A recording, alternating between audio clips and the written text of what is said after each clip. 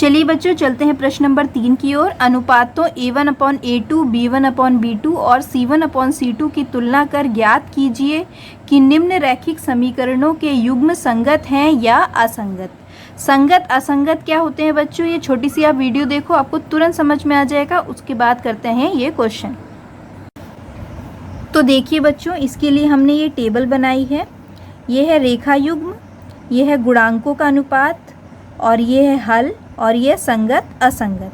तो जब एक बिंदु पर प्रतिच्छेद करेगी रेखा तो गुणांकों का अनुपात होगा A1/A2 बराबर नहीं होगा B1/B2 के, और यह इसका एक अद्वितीय हल होगा, यानी सिर्फ एक ही हल होगा। और ऐसी कंडीशन में जो रेखा युग्म होगा वह संगत होगा। जब समानांतर रेखाएं होंगी तो A1/A2 बराबर होगा B1/B2 के, पर बराबर नहीं होगा C1/C2 के। ऐसे में कोई हल नहीं होगा और जो रेखाएं होंगी वह असंगत होंगी। और जब संपाती होंगी रेखाएं तो तीनों ही जो अनुपात होंगे गुणांकों के वह तीनों ही बराबर होंगे और इसके अनेक हल होंगे, और यह जो रेखा युग्म होगा यह संगत होगा। यानी कि किस केस में संगत आ रहा है, जब वह प्रतिच्छेद कर रही हैं और जब रेखाएं संपाती हैं, और जब समानांतर है तब असंगत आ रहा है। हाँ तो बच्चों, आपने वीडियो देख ली होगी। अब आप ये क्वेश्चन बहुत ही आसानी से कर सकते हैं। तो इसमें वही करना है, A1/A2 और B1/B2 ये सब आप निकाल लेंगे। तो निकालते हैं। A1 क्या होगा इसके लिए 3, B1 क्या होगा 2, और C1 क्या होगा, ये 5 हम इधर ले आएंगे तो ये माइनस का 5 हो जाएगा। ठीक है। इसी तरह A2 क्या होगा इसके लिए 2, B2 क्या होगा माइनस के 3, और C2 क्या होगा माइनस के 7। 7 को हम इस तरफ ले आएंगे तो माइनस के 7 हो जाएगा। ठीक है बच्चों। अब हम निकालेंगे A1/A2, कितना मिलता है हमको 3/2। देखिए 3/2 मिला। उसके बाद B1/B2, B1/B2 मिलेगा हमको 2/-3, और उसके बाद C1/C2 मिलेगा -5/-7। यह तीनों ही अलग अलग आपको अनुपात मिल रहे हैं, यानी कि A1/A2 बराबर नहीं है B1/B2 के, यानी कि एक ऐसी लाइन है प्रतिच्छेद करती हुई रेखाएं हैं, और जो प्रतिच्छेद करती हुई रेखाएं होती हैं वह क्या होती हैं, संगत। ठीक है। तो देखिए बच्चों, इसका सेकंड पार्ट x - y बराबर 8 और 3x - 3y बराबर 16।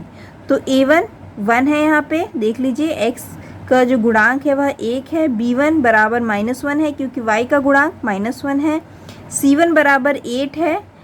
इसी प्रकार A2 बराबर 3 है, B2 बराबर -3 है, और C2 बराबर 16 है। अब हम निकालेंगे A1/A2 जो कि होगा 1/3। इसी तरह B1/B2 क्या हो जाएगा, -1/-3 माइनस कट जाएगा, यानी कि 1/3। इसी तरह C1/C2 हो जाएगा 8/16, 8 1 जा 8, 8 2 जा 16, 1/2। अब देखिए बच्चों, यहाँ पे जो A1/A2 है वह बराबर आ रहा है B1/B2 के, पर बराबर नहीं आ रहा है C1/C2 के। तो ऐसी कंडीशन कब बनती है, यह बनती है समानांतर रेखा युग्म में। और जो समानांतर रेखा होती हैं वह कैसी रेखा होती है, असंगत। तो इसका आंसर आ जाएगा असंगत। आते हैं बच्चों थर्ड पार्ट की ओर। इसमें A1 है 3/2, B1 है 5/3, और C1 है -7। 7 इस तरफ आ जाएगा इक्वल टू के, तो वो माइनस के बन जाएगा।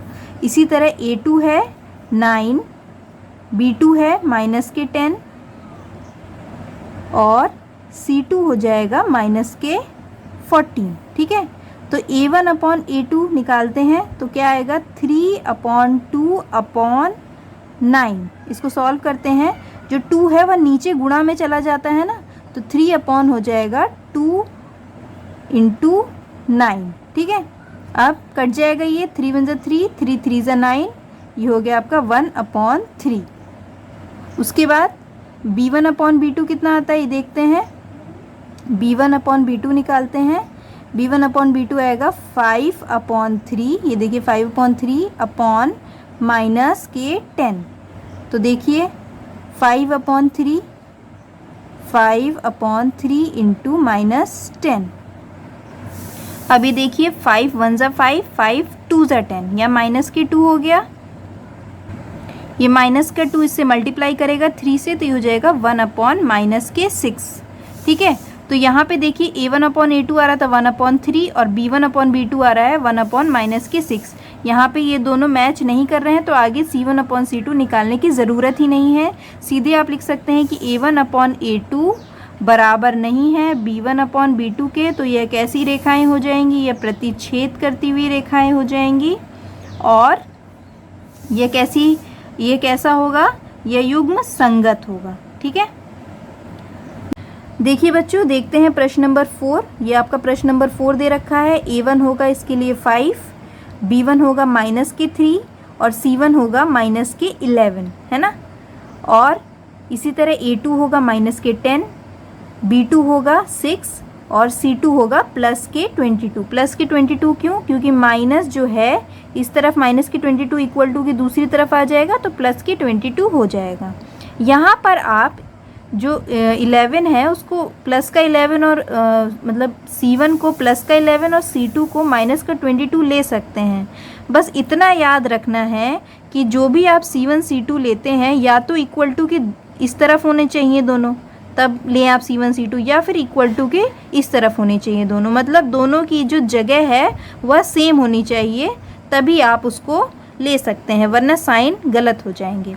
तो चलिए बच्चों, a1/a2 बराबर 5/-10। तो 5 1 ज़ा 5, 5 2 ज़ा 10, -1/2।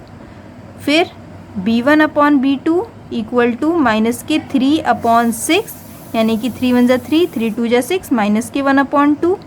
इसी तरह c1/c2 क्या हो जाएगा, -11/22, यानी 11 1 ज़ा 11, -11/11, 2 ज़ा 22। तीनों ही -1/2 आया है, तीनों ही। तो a1/a2 बराबर आया है b1/b2 के, बराबर आया है c1/c2 के। तो यह कैसी रेखा होगी, ज़रूर ये संपाती रेखा युग्म होगी, यानी कि यह संपाती कैसी होती है, संगत। देखिए बच्चों, फिफ्थ पार्ट में a1 दे रखा है 4/3, b1 दे रखा है 2 और c1 रहेगा। यहाँ पे चलिए हम दोनों को इक्वल टू के इसी तरफ ले लेते हैं, तो हम इसको 8 भी ले सकते हैं। इसी तरह a2 हो जाएगा 2, b2 हो जाएगा 3 और c2 हो जाएगा 12। ठीक है, अब a1/a2 लेते हैं, क्या आएगा 4/3/2। तो कैसे सॉल्व करेंगे इसको, 4/3 नीचे आ जाएगा, 3 × 2 हो जाएगा। ठीक है, तो 2 1 ज़ा 2, 2 2 ज़ा 4, तो ये हो जाएगा आपका 2/3। a1/a2 आ गया 2/3। अब b1/b2 निकालते हैं, तो ये आएगा आपका 2, यानी b1/b2 3, ये भी आपका 2/3 आ गया।